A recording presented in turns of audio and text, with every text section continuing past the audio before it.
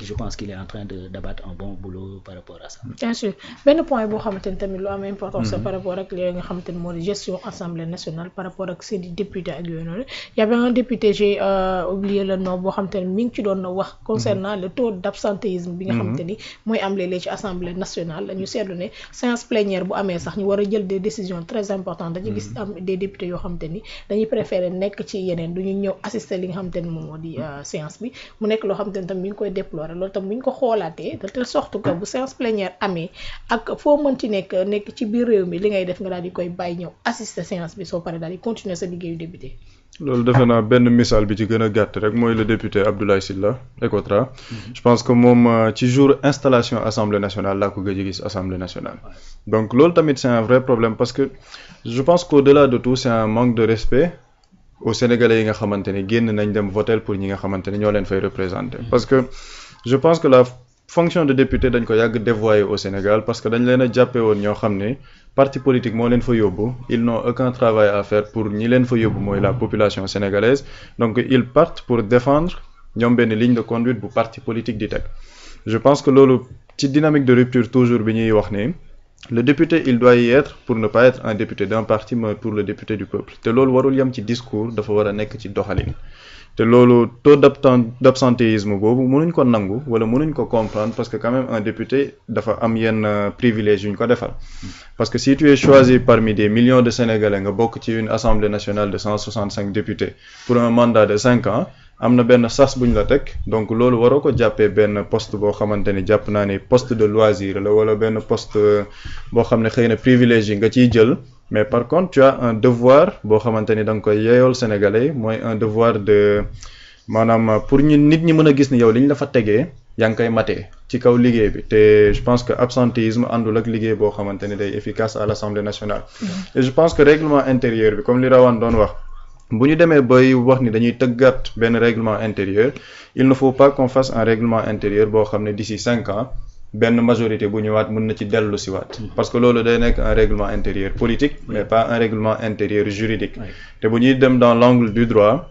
mooy li may wax sànq suñu mbokk juristes yi yenn saa yi dañuy xaw a dëng ils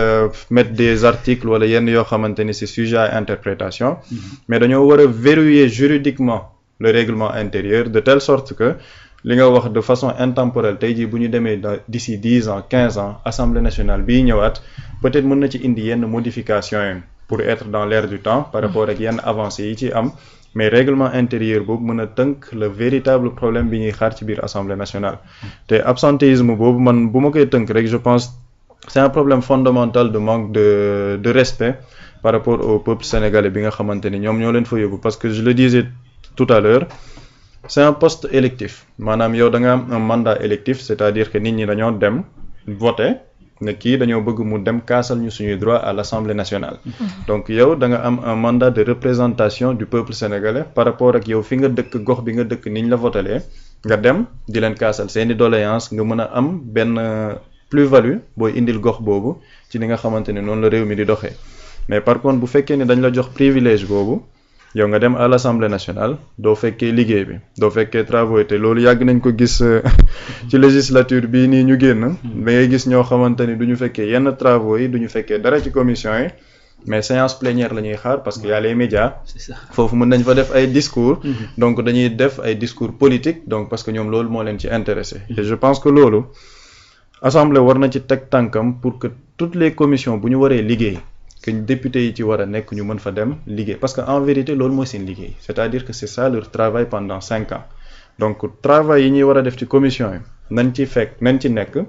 et au bout de 3 wala 4 absences le règlement intérieur prévoir ay sanctions par rapport à ces députés mu nekk des sanctions échelonnées mooy en fonction du niveau d'absentéisme nga mën a dem ba tey ji mën a perdre ton mandat électif parce que bu ñuy fàtte ñoom dañ leen a fal ci ay listes il y a des gens yoo xamante ni ñu ngi fii en poste de remplaçant je pense que Pape Djibril Fall sax noonu la duggee Assemblée nationale pour ne pas tirer sur l'ambulance mais donc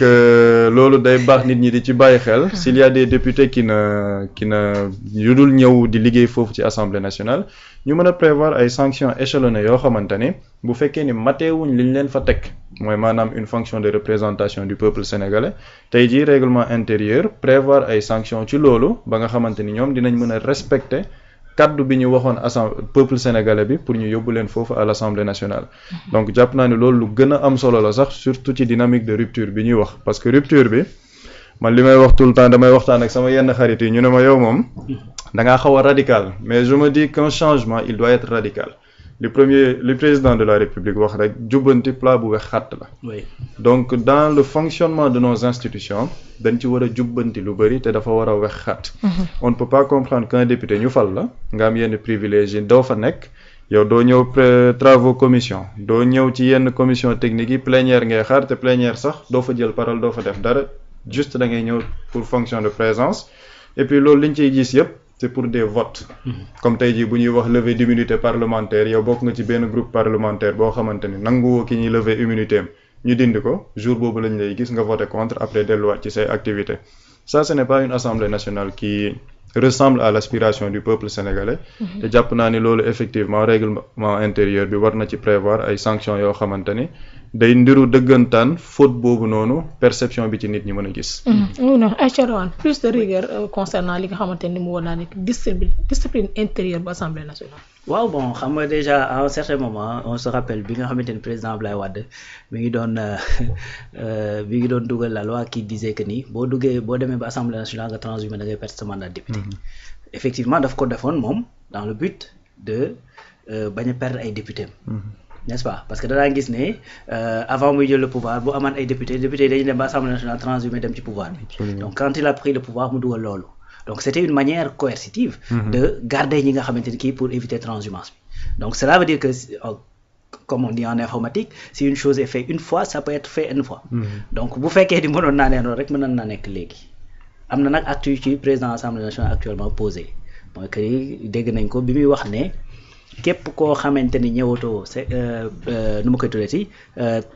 travail de commission sa ay prime doo ko jot déjà ça c'est un premier pas mais man je pense même il faut aller beaucoup plus loin c'est-à-dire en quoi faisant parce que il faut se rappeler une chose quand les Sénégalais ont voté ils ont voté pour une liste et dans cette liste dafa am des titulaires am ay suppléants. Donc c'est-à-dire liste bi lañ voté ñi ci nekk ñëpp lañ voté chacun effectivement mën na nekk un député potentiel. Donc bu ko nekkoon dañ naan diw mi lañ voté c'est tout parce que tey Pape Djibril Fall kenn mënul wax ne voté luñ ko dañ naan y a une partie des Sénégalais yoo xam ne ñoo ko voté pour mu dem Assemblée nationale pourtant il est venu comme effectivement voilà bi liste bi kii bi parti tëbee n'est-ce pas donc pour man dañoo war a dem plus loin dans le règlement intérieur de l'Assemblée nationale. Je ne sais pas si la Constitution le permet ou pas, ou bien si nos lois permettent ou pas, mais introduire dans l'Assemblée nationale un quorum. C'est-à-dire tu es absent pendant tant d'heures, tu perds tes privilèges. Absolument. Boo defaatee tant d'heures yu ko gën a graaw, c'est-à-dire tu perds ton mandat ñu jël sa suppléant mu ñëw remplacer la. Absolument. Man pour man tant que menace boobu amul ci député parce que en réalité ki nga xamante ne dañ ko fal député te du dem def liggéeyam lan moo ko tax mu toog foofu te pourtant bu ñu ko fayee mu jël ko. Absolument. Donc privilège yi tax. xañ ko privilège yi. da nga koy def comme ni ñuy def xale yi rek parce que xale boo ko teree bu bàyyi da nga koy tere li mu bëgg. Donc c'est ça qu'il faut faire en réalité. Je rigole un peu nii mais c'est ça qu'il faut faire. C'est-à-dire encore une fois pour man dans ce pays. Et puis dans tous les pays. Tant que amul des systèmes de sanctions yu safa les gens duñu tay ci def loo xamante ni mooy loolu xam nga donc il faudrait que dans cette révision là fexe dugal ci ay moyens coercitifs yoo xamante ni da leen di obliger ñuy ñëw di def liggéey bi par force parce que tu peux pas mettre tous ces moyens là polémique bi fi juddu oto yi dana am du am nangam tu vois digitaliser Assemblée nationale bi def fa ay écran def fa ay micro à la table de chacun joxe ay tablettes xam nga pour réduire l'impression etc tout ça mais après yow ngay daw di daw voilà donc li ngay def mooy plénière nga ñëw ñu dëpp la caméra yi nga wax sa 2-3 mots xam nga des fois bu fekkee ni nag dafa am ñoo fa dajale ñu daal di lay remettre un peu à ta place xam nga donc loolu pour man c'est trop facile ça c'est pas un travail de député c'est-à-dire député yi maanaam ci ñi ko sañ a wax il faut que ñu rendre conscience que ni suffrage universel lañ leen fal comme ni ñu falee le président de la République un mandat lañ leen jox président mënul ci ñoom absolument rien du tout président bu ko neexoon xëy ne premier ministre dama toog sa kër mënu ko ci député donc kooku au moins am na une dignité buñ la jox am na dayoo bu la peuple une légitimité Absolument. Donc loolu il faut que nga mériter ko en rendant effectivement à César ce qui appartient à César mooy rendre à ce peuple là li tax mu wóolu la ba teg la foofu pour nga saytul ko gouvernement bi donc di teg say bët di dem di xool li xew sa dëkk bañ la falee et puis d'autres beneen dëkk itam parce que bu ñu la xasee ba fal tu es le député de la République du Sénégal. Voilà donc loolu il faut que les gens soient conscients de ça buñ ci conscient wul nag teg benn système de surveillance et de sanction boo xamante ni dina leen obligé ñu def seen liggéey par force. Bien sûr mu ngi noonu ayca ba tey ñu daal di continuer jël beneen sujet boo xamante ni tamit bëgg nañu ko waxtaanee ndax jamono yee ci ginnaaw suñuy gaynde yu jigéen yi yëngu ci wàllum basket bi dañoo bëggoon a dem ñenn ñi foofee ca États-Unis ngir def fa seen formation boo xamante ne dañuy am habitude di ko fa daal di def regroupé wu waaye ñu gis ne ñoom ñenn ci ñoom dañ leen daal di refuser li nga xamante